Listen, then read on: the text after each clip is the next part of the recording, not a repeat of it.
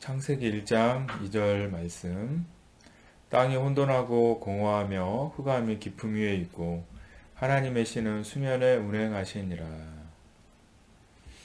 창세기 1장 2절 말씀은 하나님께서 창조하시는 그 땅이 어떤 상태인지를 설명하고 있습니다. 첫 번째, 혼돈하다라는 것입니다. 혼돈하다라는 이 단어의 단어적 의미는 황폐한 채로 있다, 무가치한 것, 헛됨, 광야란 의미가 있습니다. 이 혼돈이란 단어가 히브리어로 토우라는 단어인데 이 단어를 70인역에서는 아우라토스라는 단어로 번역했습니다. 아우라토스는 볼 수 없다라는 의미입니다. 혼돈하다라는 것은 무엇인가를 볼 수 없는 어떤 그 상태로서 70인역은 번역했습니다. 로마서 1장 20절 말씀에 보면 창세로부터 그의 보이지 아니하는 것들 할 때 아우라토스를 쓰고 있습니다. 창세로부터 그의 보이지 아니하는 것들 곧 그의 영원하신 능력과 신성이 그 만드신 만물에 분명히 보여 알게 되나니 그러므로 저희가 핑계치 못할지니라 라고 말씀하고 있고요. 골로새서 1장 15에서 16절 말씀에는 그는 보이지 아니하시는 할 때 아우라토스를 쓰고 있습니다. 하나님을 표현하는 표현 가운데 아우라토스가 들어가 있는 겁니다.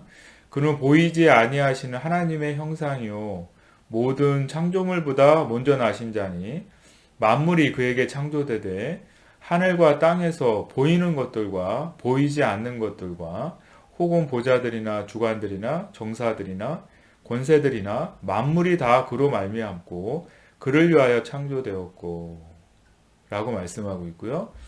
히브리서 11장 24에서 27절 말씀. 믿음으로 모세는 장성하여 바로의 공주의 아들이라 칭함을 거절하고 도리어 하나님의 백성과 함께 고난받기를 잠시 죄악의 낙을 누리는 것보다 더 좋아하고 그리스도를 위하여 받는 능력을 애굽의 모든 부하보다 더 큰 재물로 여겼으니 이는 상주심을 바라봄이라.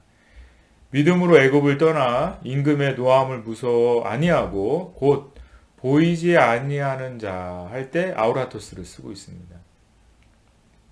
보이지 아니하는 자를 보는 것 같이 하여 참았으며 이 창세기 1장 2절에 땅의 상태가 혼돈하다라고 말하고 있는데 이 혼돈한 상태는 바로 이 보이지 아니하는 분이 볼 수 없는 보이지 않는 분을 볼 때에 눈이 밝아지는 것인데 이 보이지 아니하는 분이 보이지 않는 그 상태를 바로 혼돈하다 이렇게 얘기하고 있습니다. 결국 하나님의 창조는 이 보이지 않는 분을 이제 보게 되어지게 되는 과정이다라고 이렇게 이야기할 수 있는데 왜 그렇게 말하냐면 창세기 22장 14절 말씀 아브라함이 그 땅 이름을 여호와 이레라 하였으므로 오늘까지 사람들이 이르기를 여호와의 산에서 준비되리라 하더라. 개역은 이렇게 되어져 있는데 한글 킹제임스 버전으로 다시 읽어보면 아브라함이 그곳의 이름을 여호와 이레라 불렀더니 오늘까지도 말하여지기를 주의 산에서 그것이 보여지리라 하더라 이렇게 번역을 하고 있습니다. 아브라함은 모리아산에서 여호와를 보게 되었다라는 것이죠. 보여지지 않았었는데 그 여호와의 영광을 보게 되어졌다라는 의미가 바로 모리아산의 의미인 것이죠. 여호와의 이레의 의미인 것입니다. 또 욥기서에도 보면 욥기서 42장 5절 말씀에 보면 내가 주께 대하여 귀로 듣기만 하였었더니 이제는 눈으로 주를 배움나이다 이렇게 고백하고 있고요. 요한복음 9장 39절에도 보면 예수께서 가라사대 내가 심판하러 이 세상에 왔으니 보지 못하는 자들은 보게 하고 보는 자들은 소경되게 하려 함이라 하시니 그 여호와를 하나님을 보지 못하는 자들이 하나님을 보게 되는 것이 바로 하나님의 창조다 이렇게 얘기할 수 있습니다. 그래서 아직은 하나님을 보지 못하는 상태를 성경에서는 혼돈이다 이렇게 얘기하고 있습니다. 이 보지 못하는 단어가 나오면 보지 못한다라는 의미가 나오면 이 음부라는 단어를 빼놓을 수 없습니다. 음부라는 단어는 하데스라는 단어인데 헬라어로 이 하데스라는 단어의 의미가 바로 눈에 보이지 않는다라는 의미입니다. 부정불변사 아와 에이도의 보다라는 그 단어인 에이도가 결합된 단어가 바로 하데스인데 볼 수 없다라는 의미죠. 그래서 이 음부의 의미가 죽은 영혼의 거처, 무덤, 지옥 이렇게 번역이 되어져 있습니다. 하나님의 형상과 모양이 보이지 않는 상태, 하나님의 뜻이 보이지 않는 상태가 바로 음부인 것입니다.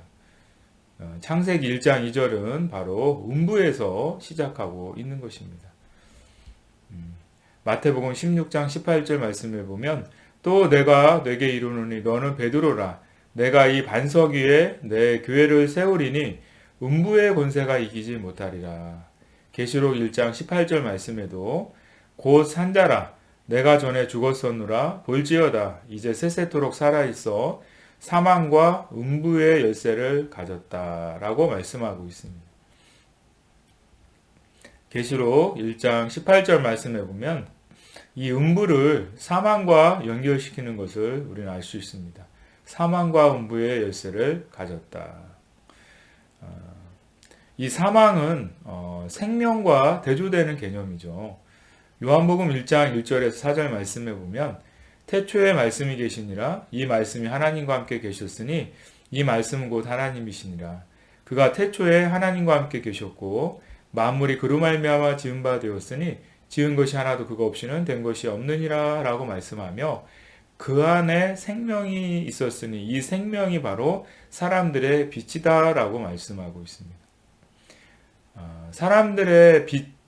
사람들의 생명은 어디에 있느냐? 바로 말씀 안에 있음을 얘기하고 있습니다. 그러면 말씀 밖에 있으면 생명이 아니라 사망인 것이고 하나님의 영광을 볼 수 없는 음부가 되는 것이고 그 상태가 바로 혼돈인 것인 것이죠. 창조되어지는 그 땅의 첫 번째 상태를 살펴봤고요. 두 번째는 공허하다라고 말씀하고 있습니다. 공허라는 의미는 텅 비어있다라는 의미가 있는데 예레미야 4장 22에서 28절 말씀을 같이 보도록 하겠습니다. 내 백성은 나를 알지 못하는 우둔한 자요 지각이 없는 미련한 자식이라 악을 행하기에는 지각이 있으나 선을 행하기에는 무지하도다. 내가 땅을 본즉 혼돈하고 공허하며 하늘들을 우러른즉 거기 빛이 없으며 내가 산들을 본즉 다 진동하며 작은 산들도 요동하며 내가 본즉 사람이 없으며 공중의 새가 다 날아갔으며 내가 본즉 좋은 땅이 황무지가 되었으며 그 모든 성읍이 여호와의 앞 그 맹렬한 진노 앞에 무너졌으니 이는 여호와의 말씀에 이 온 땅이 황폐할 것이나 내가 진멸하지는 아니할 것이며 이로 인하여 땅이 슬퍼할 것이며 위의 하늘이 흑암할 것이라. 내가 이미 말하였으며 작정하였고 후회하지 아니하였은즉 또한 돌이키지 아니하리라 하셨음이로다. 악을 행하기에는 지각이 있는데 선을 행할 지각이 없는 이스라엘 백성을 표현할 때 쓰는 표현이 혼돈하고 공허하다라고 말하고 있는 것이죠. 유대 백성이 하나님의 말씀을 떠나서 우둔하고 지각이 없는 미련한 상태라는 것을 빗대어서 땅에 빗대어서 땅이 혼돈하고 공허하다라고 표현하고 있습니다. 바로 창세기 1장 2절에 이 공허한 상태는 바로 그런 광야 가운데에서 모세가 이스라엘 백성들의 상태가 바로 여호와를 떠난 말씀을 떠난 상태였었음을 그렇게 표현하고 있는 것이죠. 세 번째, 흑암입니다. 흑암의 뜻은 어둡다, 불행, 파멸, 죽음, 슬픔, 그런 의미가 있습니다. 이 땅은 바로 이스라엘 백성들의 상태는 바로 죽은 상태라는 것이죠. 이 죽음에서 부활로 인도하는 것이 바로 하나님의 천지 창조인 것입니다. 그러면 왜 이 땅이 혼돈하고 공허하며 흑암이 있게 되었을까를 생각해 봐야 되는데, 바로 이런 것들이 바로 기품 위에 있다라고 말씀하고 있습니다. 이 기품, 땅이 혼돈하고 공허하며 흑암이 기품 위에 있다. 이 땅이 바로 기품 위에 있기 때문에 땅이 혼돈하고 공허하며 흑암이다라고 이야기하고 있는 것인데요.